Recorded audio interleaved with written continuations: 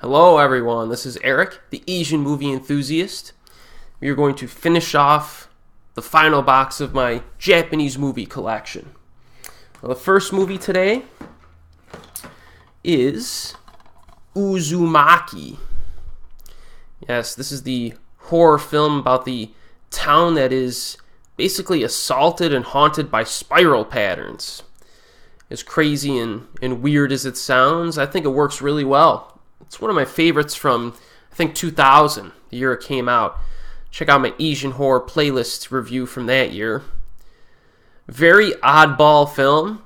First time I saw it, I just kind of liked it, but this grows on me every time I watch it. It just gets better and better. Just because, the more movies you watch, the more you appreciate films that have nothing remotely like them. You know what I mean? So this is definitely very cool. Some outstanding, spiral imagery and creativity in this film. It's definitely one of the most creative horror films of the last, 20 years for sure. Is there any special features here? There's some behind the scenes interviews, some other little stuff. This is really good. Some people don't like it very much though. I can kind of understand. Alright, it's another film in the Toho Vampire trilogy. This one is Vampire Doll. I think this was a film from 1970. Pretty cool, gothic, old school style vampire flick.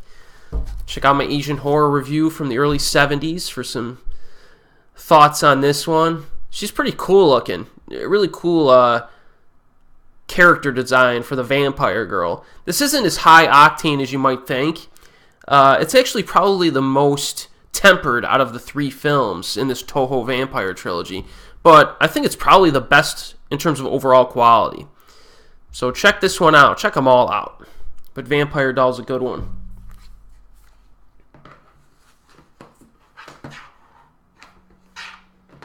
Alright, next film here is a classic anime from the 80s, Vampire Hunter D. Alright, this one's quite popular, and for good reason. For good reason. What's the overall plot? It's basic plot here. You basically have, it's set in the future, actually, a future that's ruled by the supernatural. A young girl requests the help of a vampire hunter to kill the vampire that has bitten her, and thus prevent her from becoming a vampire herself. So the animation in this one actually looks really cool, although the fluidity of it is a little bit clunky. It's not as fluid as like a modern anime film. And the script is pretty basic, but the atmosphere in this, the scoring in this, and the music, and just the visuals are just fantastic. It's really, you can really get immersed into this world it creates, you know what I mean? And very, very good movie. I really enjoyed this one, Vampire Hunter D, the special edition. And this includes both the Japanese and the English audio. I prefer the Japanese. Special features is footage of the making of a video game preview, trailers and other stuff. Not too bad. I like this one. For mature audiences, it's not that bad, but yeah, you may not want a little kid to watch it. And of course I have the sequel, Vampire Hunter D, Bloodlust, from 2004. So this one is similar plot, I think. A vampire hunter and 4 bounty hunters attempt to save a girl who has been kidnapped by a powerful vampire and his minions. So the animation in this one, since it was made in 2004, I think, is very fluid and high quality. So the animation is this is actually made, 2000, not 2004. But the animation is an upgrade, so it's very fluid. The atmosphere is also very nice. And this is the one, most people prefer Bloodlust over the original. I think they're about equal. I'll give them about the same grade. I may as well review these at some point, I'm sure. Maybe in my anime horror playlist that I'll probably get cranking on next year. I'll include this and that for a review. Not many special features, though. Alright, next is another big one. This one is one of the better DVD releases that I have. Ryohei Kitamura's Versus, the Steelbook Special Edition. I think it's called the Ultimate Edition. So this has 3 different DVDs in it for one movie. It's pretty sweet. You have a little pamphlet here with some of the changes that they made. Because this movie was originally released in 2000, and then a few years later, Kitamura came out with the Ultimate Edition, which included additional footage that he shot after the fact, which added more action to it. So I actually prefer the Ultimate Edition, kind of like a director's cut, so to speak, because it has more action and has some pretty cool moments that you don't get in the original theatrical. So this has both. It also has a bunch of special features. You got making of, audio commentaries for the original and the Ultimate version. And remember, Kitamura's commentaries are awesome.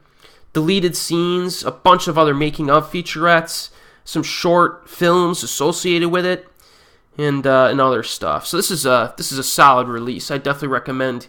If you're gonna watch Versus, I say watch the Ultimate cut. Even though some people think it's a little too long, I think it's the one you gotta watch. Next one here is an anime film that I think is a bit underappreciated. It's more of a higher budget mainstream anime film, and that is Vexille. I think this is from the same people who gave us Appleseed, the 2004 version of that one. This film came out in 2007. Very high quality animation in this, and you're basically on like the story of this is where Japan isolates themselves in the future, and they cloak the whole country, so no other country can tell what's going on in Japan. And eventually, the other countries get suspicious that some crazy stuff's going down, so they get a crack team together to go in and infiltrate Japan to see what's going on, because there might be some dangerous biomechanical weaponry that's being produced. This is a lot of fun to watch. There's like an 11-minute finale scene near the end that's fantastic. It's got like these huge giant mechanical worms and stuff. This is a cool flick. It's a bit on the, like I said, on the mainstream side. You know what I mean? You're not going to get like crazy violence or nudity or anything like that. But I like it. Very good. Speaking of crazy violence and nudity, we got Violence Jack. This is another one of those kind of lower grade anime films that's just trashy and fun to watch. So these are what my notes say, because I think they sum things up nicely. It's a series of 3 OVAs, which are all in this DVD set. It has a 142-minute runtime. The intricate plot goes something like this. Some big dude named Jack rips people's heads off. There are some other nuances, too, like how he emerged from a pile of human skulls. Despite having the ability to punch through solid concrete, he later stands behind a crumbled wall for 6 months for no apparent reason other than waiting to be discovered. Poorly written with plenty of graphic violence and rape. This is quite enjoyable if you're in the mood.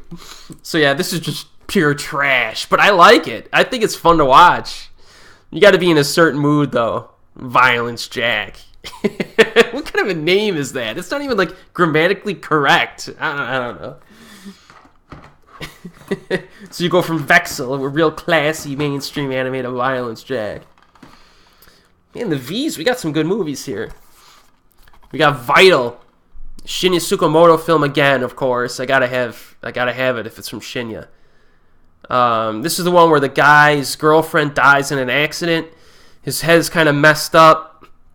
His memories are messed up a little bit, and he begins to see her in his dreams. And he can't tell if it's his memories coming back, if they're visitations from her from beyond the grave, or if they're just dreams. So a very cool movie, glacially paced, striking visual quality to it. Very artsy, and there's a macabre premise in here. Check out my separate review if you want details. I did a separate review of this. I freaking love this movie. It's some behind the scenes stuff, interview with the director, commentary by Tom Mess from Midnight Eye, special effects featurette. So this has got a pretty good amount of special features. Some people do not classify this as a romance, but I do. It's definitely a romance to me. A darker, weirder one, though. Alright, our next film here, I lost a slipcase for it, like a dummy. But this movie's excellent. And it is Waiting in the Dark. Waiting in the Dark. So in this one, a man sneaks into the house of a blind woman, and he seeks shelter there because he's wanted for murder. Now, he may or may not have murdered this person, which you find out later if it's true or not.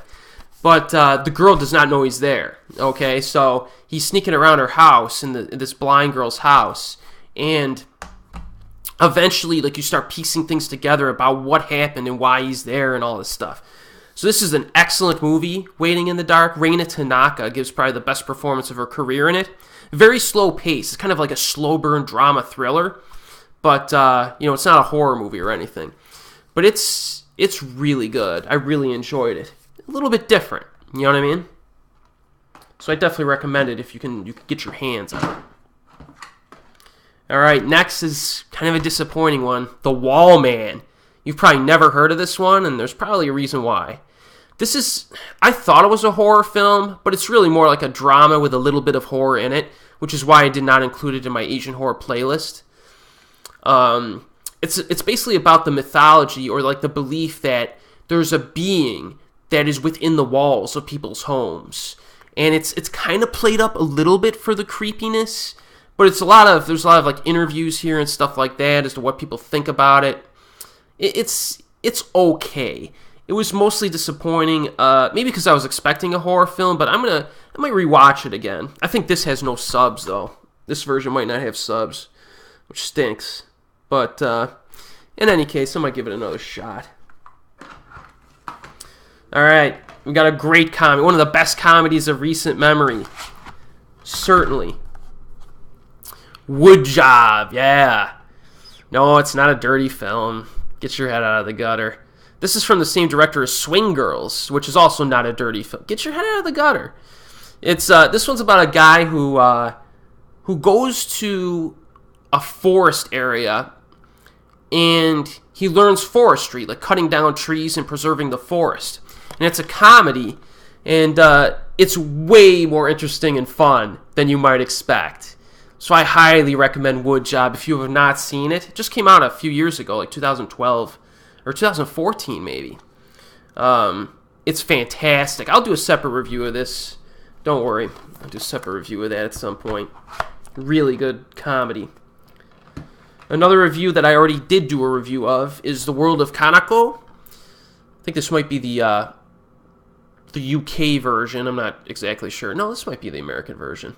This is one about the rough, degenerate father who goes looking for his missing daughter.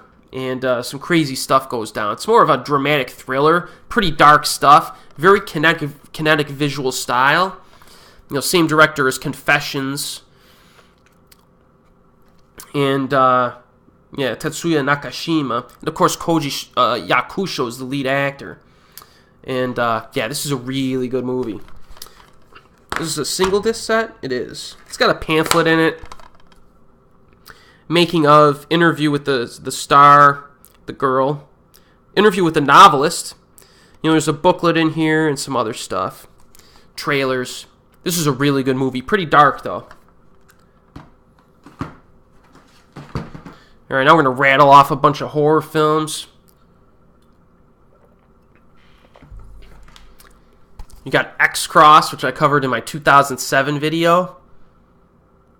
This is a lot of fun. It's about those girls that go to a resort, and it turns out to be infested, or the villagers are like cultists who would like to dismember women and worship their weird gods and stuff. Pretty fun movie, I thought. It's pretty cool. It's atmospheric. There's like one or two classic scenes in this. It's worth watching for that alone. Another film that I just covered I'm going to cover this week. I don't know. I have part 4 of my 2010 Asian horror thing filmed. So depending on when this video goes up, I may or may not have yet reviewed this, but it's coming if it isn't. It's X Game from 2010. Very underrated torture film, so to speak, but it's a lot more ambitious than a basic torture film, and that's what I liked about it. Check out my review of that. If it's not up, it'll be up soon in a few days. Very good flick. It's got some wince-worthy violence in the middle, but a really cool story. I liked it. Oh, here's a break in the horror here. One of the best video game adaptations of all time. Yakuza, Like a Dragon, from my boy Takashi Miike. Yeah, nobody ever thinks of this. Everybody says, oh, there's never been a great video game, movie based on a video game. You know, Mortal Kombat's the one people mention, which I like. This one's pretty solid, though. It's a lot of fun. It is. Miike actually directed another film that was based on a video game that I can't think of. Oh, Ace Attorney, was it? That one was good, too. This one I like a little bit better. So, yes, if you're looking for a movie based on a video game that's actually kind of fun, check this out. Pretty basic story, but I liked it. No special features. Kazuki Kitamura is the main actor, the guy from Killers, and he was the bad guy in Azumi too. So, all right, now we got a series. I got 4 DVDs from the same horror series, Yami Doga, also known as Darkness Video. That's like the generic Google Translate term. There's like 15 or 16 of these movies. I only have like 4 of them in my collection. They're all documentary-style horror films, and I've enjoyed all the ones I've seen so far. One of them actually scared the living crap out of me, so I'll be covering a few of these movies in the 2010s in my Asian horror playlist, but they're not available with subtitles, but I think they're worth checking out if you like documentary-style horror. You know, kind of like those Shinritsu Kaiki file films that I talk about sometimes. So this is Yami Doga 4. I believe he's chomping on some wood or something, or an arm. No, a knife. Yeah. There's some cool segments in these. You know, some of them are kind of generic, but Yami Doga 5. And then the one that scared the crap out of me, Yami Doga 12. Ooh, can I show that? Yeah, I can. Well, you got a little glimpse there. It's not an erotic film, I promise. I don't know why the cover's like that. It was pretty cool though, wasn't it? The skull or next to it. Well, whatever. It scared me. It's really good. I'll cover it when we get there in my playlist. All right, Yoyo Girl Cop is the next one. Now this is a remake of the Skeban Deka. Is that what it was? Yeah, it was Skeban Deka films that I covered a few videos ago from the 80s. So this is an update. You know, the high school girl special agent who uses her yo-yo to like take out bad guys. This is slightly more souped up in its action design. Not a lot of action in it, which is probably the biggest flaw in it. It does have some pacing problems, but the end is quite a lot of fun. It's like a schoolgirl showdown, yo-yo showdown, and stuff like that. It's fun. I like the ending.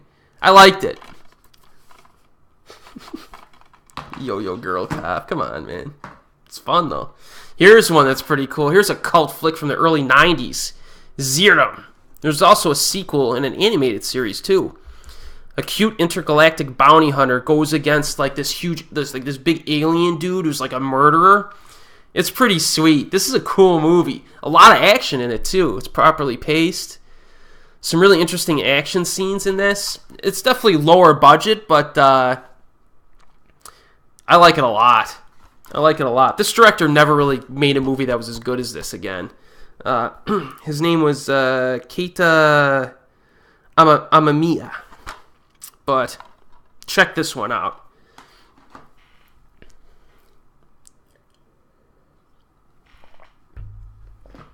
Alright. Next is one of those Japanese horror films that got no love despite the fact that it was awesome. This one came out just a few years ago. Zero, Fatal Frame. It's nothing like the video game, from what I've heard. I haven't played the video game, but some people complain that it was nothing like it. This is like an old school, really classy, high quality horror flick. You know, I would say that it's similar to The Silenced from South Korea, if you've ever seen that one. Silenced, I think, came out in 2015. This one, 2014. So Japan and South Korea did a really good job in recent years of doing like the 1930s, 1940s era of horror film. And this is one of the really good ones. I'll cover it in my playlists. A very high quality flick. Pick it up if you have the chance. And finally, the Asian horror anthology I covered during 2005, I think, or 2004. That would be Zoo. Very interesting anthology of horror films. Probably the best of the bunch was the Seven Rooms one, which is really cool. And, yes, very interesting. Check out my Asian horror review from that year. There's a few making-ofs and trailers, but nothing that big. So that's it. We're through box 4. And, yes. So there'll be one more video where I'll cover my little slipcase thingies. And then we'll move on after that. When I get back from vacation, we'll move on to some other stuff, like my Southeast Asian movie collection, which is rather small, and then my Asian television DVD sets. And then, of course, I'll update this for any new movies. I actually already bought a bunch of new movies that I could do 1 or 2 videos on after that, just to update this. And, yes, as always, I will see you next time.